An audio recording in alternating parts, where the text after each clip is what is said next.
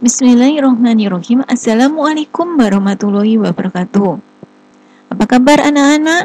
Semoga hari ini kalian tetap sehat, tetap semangat. Jangan lupa belajar yang rajin. Bertemu kembali dalam pelajaran fikih. Hari ini kita akan melanjutkan pembahasan materi minggu kemarin. Selanjutnya kita membahas mengenai bagaimana praktek sholat berjamaah. Rina mengambil contoh tata cara sholat maghrib berjamaah. Pada rakaat pertama, imam berdiri tegak menghadap kiblat dan berniat. Kemudian imam bersedekap sambil mengeraskan bacaan surat Al-Fatihah dan surat pendek. Kemudian imam mengeraskan lafaz Allahu Akbar ketika beralih gerakan ke rukuk dan membaca doa rukuk dengan tidak mengeraskan bacaannya. Imam mengeraskan bacaannya Sami Allahu liman hamidah ketika bangkit dari rukuk, kemudian membaca doa i'tidal dengan tidak mengeraskan bacaannya. Imam mengeraskan lafaz Allahu Akbar ketika beralih gerakan ke sujud, kemudian membaca doa sujud dengan tidak mengeraskan bacaannya.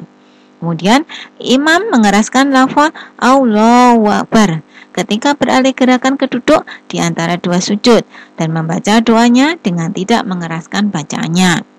Imam mengeraskan lafaz Allahu Akbar ketika beralih gerakan ke sujud kedua dan membaca doa sujud dengan tidak mengeraskan bacaannya. Imam bertakbir dengan suara keras ketika bangkit dari sujud kedua lalu berdiri tegak dan bersedekap. Sekarang rakaat kedua. Imam bersedekap sambil mengeraskan bacaan surat Al-Fatihah dan surat lain dalam Al-Quran yang telah hafal. Ruku, i'tidal, dua sujud, dan duduk di antara dua sujud dilakukan dengan tumaknina sambil membaca doanya seperti rakaat pertama. Duduk iftirosh dan membaca tasyahud awal dengan tidak mengeraskan bacaannya. Ketika bangkit dari tasyahud awal, imam bertakbir dengan suara keras lalu berdiri tegak dan bersedekap. Pada rakaat ketiga, imam bersedekap sambil membaca surat Al-Fatihah dengan tidak mengeraskan bacaannya. Setelah membaca surat Al-Fatihah, langsung melakukan gerakan serta bacaan rukuk, i'tidal, sujud dan duduk di antara dua sujud dengan tumaknina. Setelah sujud kedua, langsung duduk akhir untuk tawarruk.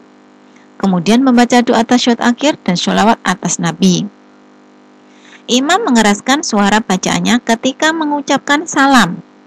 Makmum mengikuti gerakan imam dan tidak mengeraskan suaranya. Dalam sholat subuh, maghrib, dan isya, imam dianjurkan mengeraskan bacaannya surat Al-Fatihah dan surat pendeknya pada rakaat pertama dan rakaat kedua saja.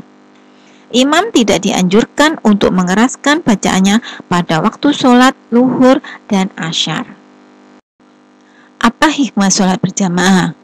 Hukum sholat berjamaah sunnah muakkad. Pertama, yaitu mendapat pahala 27 derajat daripada sholat sendirian atau munfarid. Mempererat persaudaraan atau silaturahim sesama muslim. Melatih diri agar sholat tepat waktu. Mencegah dari perbuatan keji dan mungkar. Menambah keimanan, melatih diri untuk peka dan saling tolong-menolong. Sekarang pelaksanaan sholat berjamaah bisa dilakukan di masjid, di mushola, di rumah, atau di lapangan.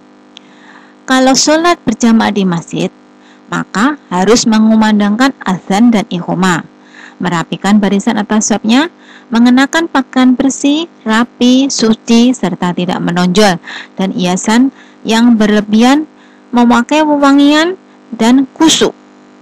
Kalau sholat berjamaah di rumah, cukup mengumandangkan iqamah saja, merapikan barisan, kepala keluarga yang menjadi imam. Yang terakhir, khusyuk.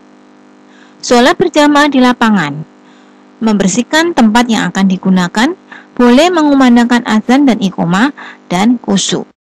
Ibadah sholat yang disunahkan dilakukan berjamaah, yaitu sholat fardu 5 waktu, jauh lebih baik dilakukan secara berjamaah.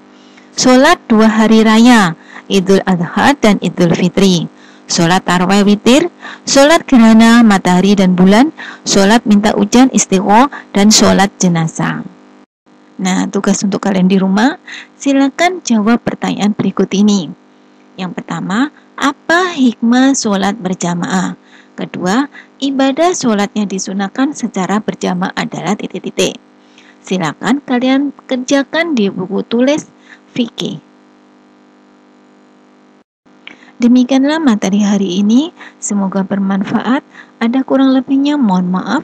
Wassalamualaikum warahmatullahi wabarakatuh.